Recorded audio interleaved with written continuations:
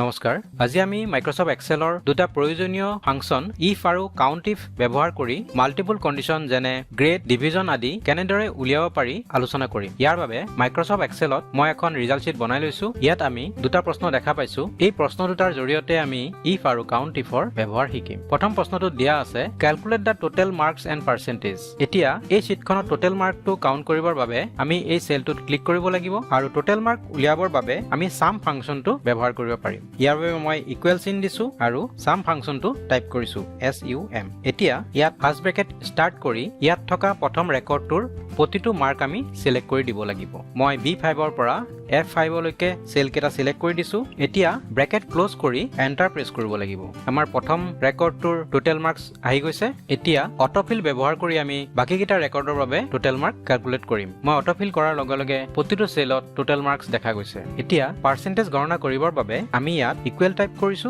আৰু total মাৰ্কসত click কৰি divide চিন দি নাম্বাৰ অফ সাবজেক্ট ইয়াত দিব লাগিব আমাৰ যেহেতু 5টা সাবজেক্ট আছে মই ইয়াত 5 দিছো এতিয়া এন্টাৰ প্ৰেছ কৰিছো এন্টাৰ প্ৰেছ কৰাৰ লগে লগে আমি প্ৰথম ৰেকৰ্ডৰ পাৰ্চেন্টেজ দেখা পাইছো এতিয়া আমি বাকি কিটা ৰেকৰ্ডৰ বাবে অটোফিল কৰি দিম ইয়াৰ বাবে মই ইয়াত কাৰ্সাৰ ৰাখি তলৰ ফালে ড্ৰেগ কৰিছো আমাৰ প্ৰতিটো ৰেকৰ্ডৰ বাবে পাৰ্চেন্টেজ ওলাই আহিছে আমাৰ 1 নম্বৰ প্ৰশ্নত থকা টোটেল আৰু পাৰ্চেন্টেজ আমি গণনা কৰিলো এতিয়া আমি 2 নম্বৰ প্ৰশ্নটোৰ বাবে গ্ৰেড ক্যালকুলেট কৰিম ইয়াত কন্ডিশন দিয়া আছে যদি পাৰ্চেন্টেজ 80 বা 80 ৰ ওপৰত হয় তেন্তে গ্ৰেড A হ'ব আৰু যদি পাৰ্চেন্টেজ 60 বা 60 ৰ ওপৰত হয় তেন্তে গ্ৰেড B হ'ব আৰু যদি পাৰ্চেন্টেজ 30 বা 30 ৰ ওপৰত হয় তেন্তে গ্ৰেড C হ'ব আৰু শেষত দিয়া আছে যদি ইয়াৰে যিকোনো এটা মাৰ্ক 30 ৰ তলত হয় তেন্তে গ্ৰেড ফেইল হ'ব আমি ইয়াত গ্ৰেড ক্যালকুলেট কৰিবৰ বাবে ইফ আৰু কাউন্টিফ ফাংচন ব্যৱহাৰ কৰিম ইয়াৰ বাবে মই প্ৰথমতে ইকুৱেল টাইপ কৰি লৈছো আৰু এতিয়া প্ৰথম কন্ডিশনটোৰ বাবে ইফ টাইপ কৰিছো আৰু ফাৰ্স্ট ব্ৰেকেট স্টাৰ্ট কৰিছো প্ৰথমতে আমি কাউন্টিফ ব্যৱহাৰ কৰি ফেইল কন্ডিশনটো উলিয়াই ল'ব লাগিব হে মই ইয়াত কাউন্টিফ লিখিছো আৰু ফাৰ্স্ট ব্ৰেকেট স্টাৰ্ট কৰি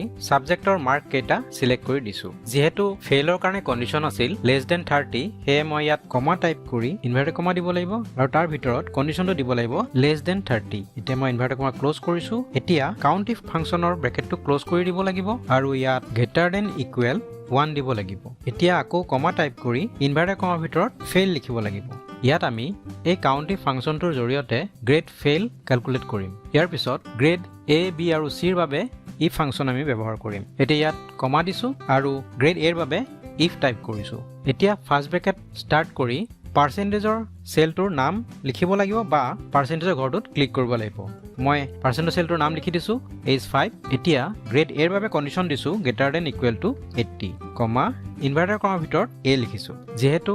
গ্ৰেড A ৰ বাবে কন্ডিশন দিয়া আছিল গ্ৰেটাৰ দেন ইকুৱেল টু 80 হে আমি ইফ ফাংচন ব্যৱহাৰ কৰি পাৰ্চেন্টেজ সেলটোৰ ওপৰত greater than equal to 80 condition apply কৰিছো এতিয়া আমি কমা দি একেদৰে আমি গ্ৰেড B ৰ বাবে ইফ কন্ডিশন টাইপ কৰিম আকৌ পাৰ্চেন্টেজ সেলটোৰ নাম লিখি H5 greater than equal to 60 দিছো আৰু কমা দি ইনভাৰ্টেড কমাৰ ভিতৰত B টাইপ কৰিছো এতিয়া আকৌ C ৰ বাবে ইফ টাইপ কৰি একেদৰে H5 টাইপ কৰিছো আৰু ইয়াত greater than equal to 30 type কৰি কমা দি ইনভাৰ্টেড কমাৰ ভিতৰত C টাইপ কৰিছো এটা ইনভাৰ্টেড কমা ক্লোজ কৰি শেষত 4টা ব্ৰেকেট ক্লোজ কৰিব লাগিব যেহেতু আমি 4টা ইফ কন্ডিশন ব্যৱহাৰ কৰিছিলো